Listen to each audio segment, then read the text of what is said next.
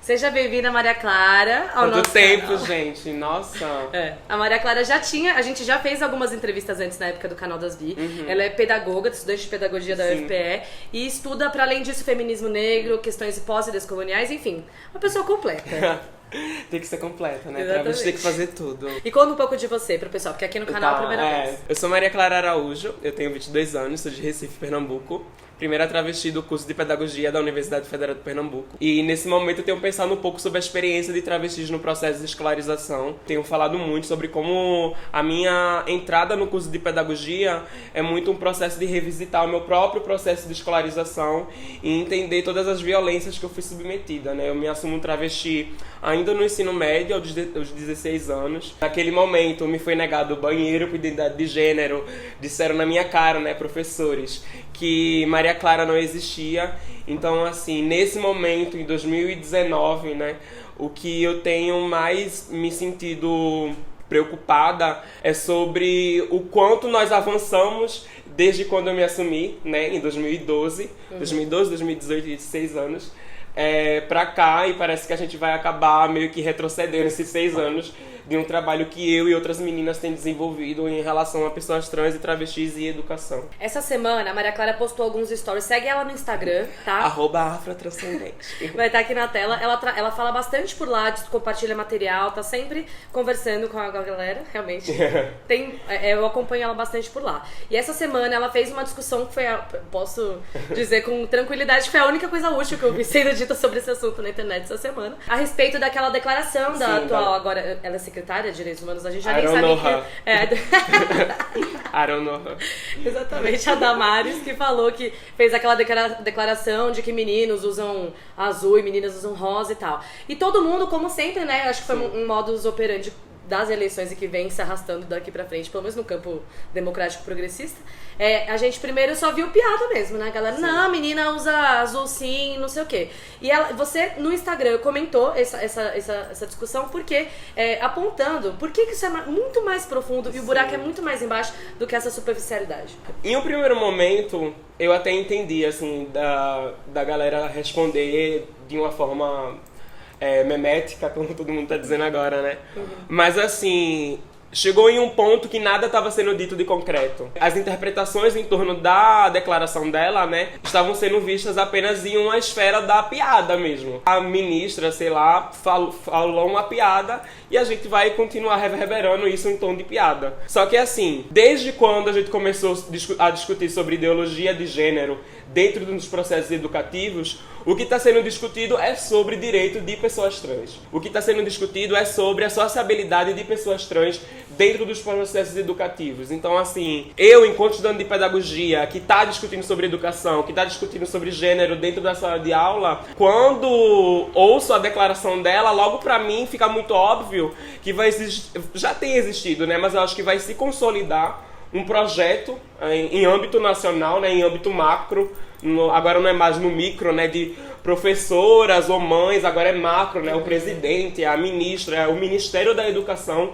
fazendo uma escolha política de se colocar em uma posição neutra. Porque ainda que eles estejam, né, combatendo a ideologia de gênero, combatendo as ideologias dentro da escola, o que está sendo dito é que o que eles procuram é um projeto de educação, um projeto de escola neutro. Uma neutralidade que não existe. Uma coisa que fica muito clara pra gente quando a gente está estudando sobre educação é que toda escola, todo projeto político-pedagógico tem uma intencionalidade. Então, assim, o que, na minha concepção, né, interpretando o que a Damares tinha dito, era muito palpável, enquanto quem já foi um aluno travesti no ensino médio, compreender aquela declaração enquanto um aviso para a população trans, assim, sabe? É isso que eu ia perguntar.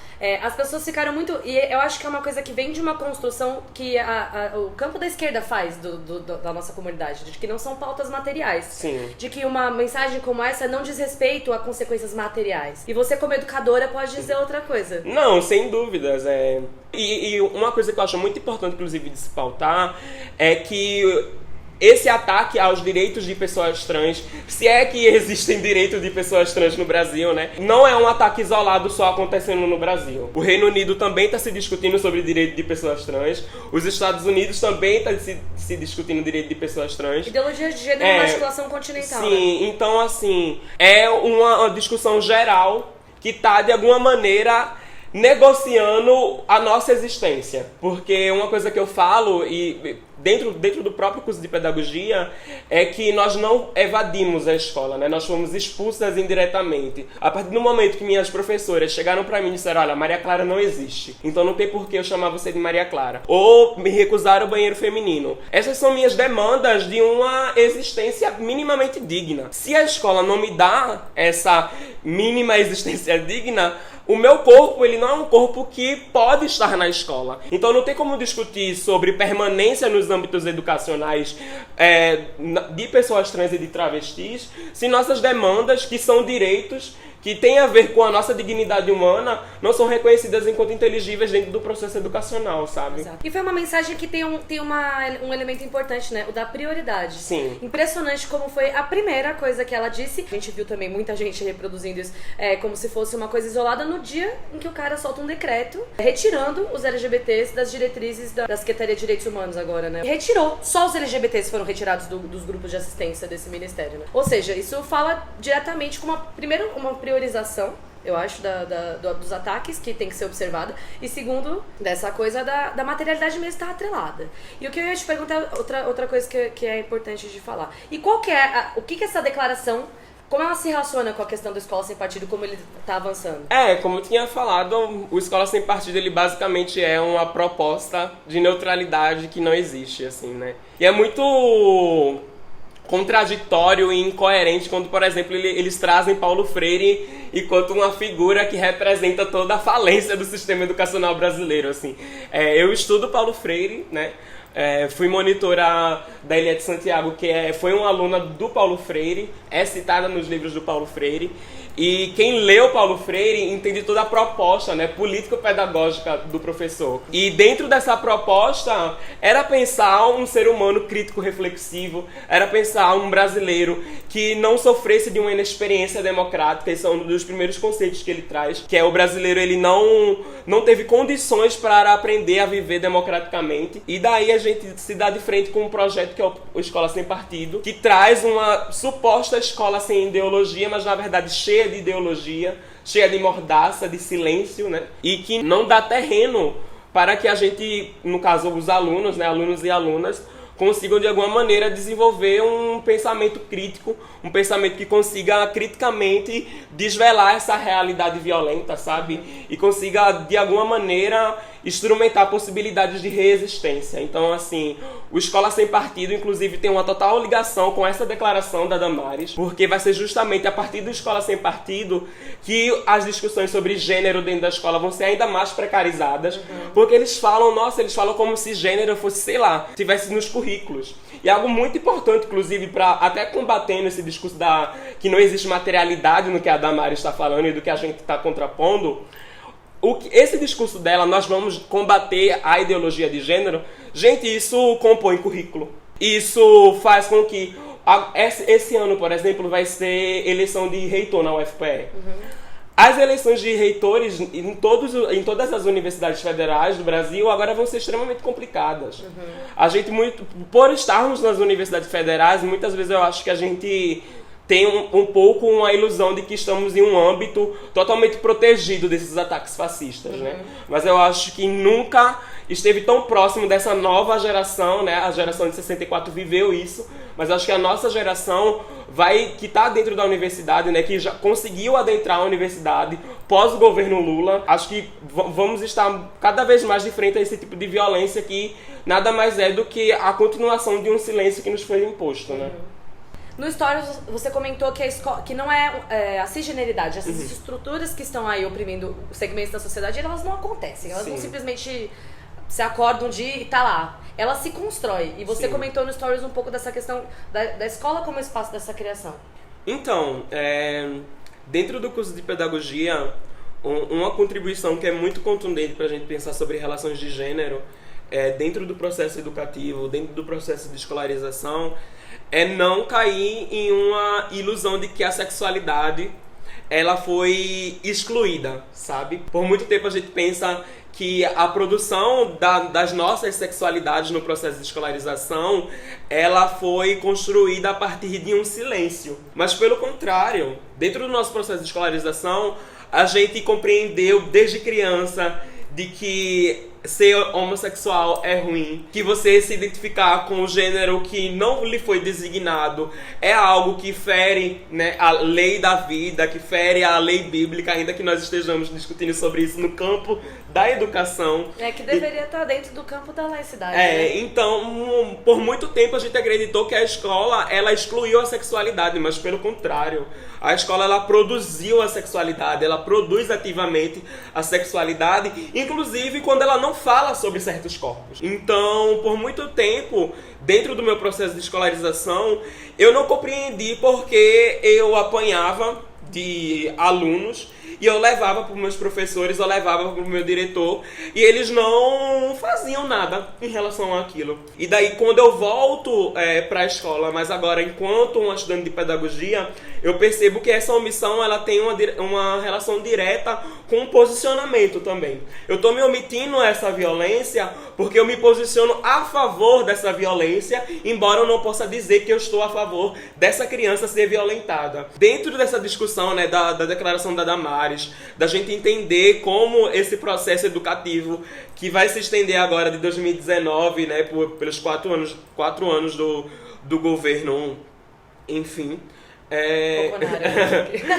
Levando em consideração o processo que vai se desenrolar agora em diante, eu acredito muito que crianças LGBTs, adolescentes LGBTs vão estar numa posição ainda maior de vulnerabilidade, assim. Porque, por exemplo, quando eu me assumo Maria Clara, 6 anos atrás no ensino médio, numa escola do estado de Pernambuco, não existia a portaria de nome social. E agora existe. Mas, assim... nós não temos menor noção de como essas portarias, ainda que a níveis municipais ou estaduais, até que ponto essas portarias elas vão ter algum tipo de autonomia. Até que ponto esses governadores e prefeitos sequer vão também estar interessados em manter essas portarias e de alguma maneira assegurar essa dignidade humana dessas pessoas, desses alunos, dessas alunas que são pessoas trans e travestis, né? Quando eu estava discutindo essa semana sobre não é só sobre azul e rosa, é porque eu tenho visualizado muito como em 2019 as escolas vão ser âmbitos de extrema violência. A escola em 2019 ou até a universidade ela vai violentar corpos de uma maneira muito palpável. E se a gente não consegue compreender como o Ministério da Educação e como o instrumento educativo ele vai ser de alguma maneira cooptado para passar essa não ideologia que é ideologia, nós não vamos estar muito atentas ao que realmente está acontecendo, sabe? Eu converso muito isso com a minha mãe, que são 4 anos de governo, e 4 anos pode, obviamente, acontecer desastre, mas são só 4 anos. Mas o dano no tecido social, ele vai perdurar. Desde que eu me assumi pra cá, se passaram 6 anos, a gente tá fazendo um trabalho exaustivo em relação a buscar a humanização das identidades trans e travestis no Brasil. Mas o nosso trabalho, ele pode retroceder de maneira absurda nesses 4 anos. E daí a gente vai precisar de mais 20 anos pra conseguir se movimentar pra frente. Quando eu trouxe a minha inquietação em relação a gente, olha, não é só sobre azul e rosa, não é só sobre cores, a gente tá discutindo sobre a vida de pessoas trans, e pra mim foi muito incômodo, assim, porque quem tava majoritariamente discutindo sobre, meninos podem usar rosa, meninas podem usar azul, eram pessoas cis. Eram pessoas cis que têm o gênero legitimado socialmente. São pessoas cis que não estão precisando correr agora para tirar o documento enquanto ainda podem. Nós somos a trincheira, né, dessa sociedade brasileira, recebendo bomba toda hora. Agora em 2019 vai ser ainda mais intenso esse bombardeio em relação aos direitos de pessoas trans e travestis no Brasil. Se a galera não se ligar, sabe? Acho que a educação é um terreno estratégico. Vai ficar muito difícil. Não, vai ficar dificílimo, dificílimo. Não, é isso. Eu não tenho nem o que falar. Acho que ele tá com paz. Mais do que isso, não tem como.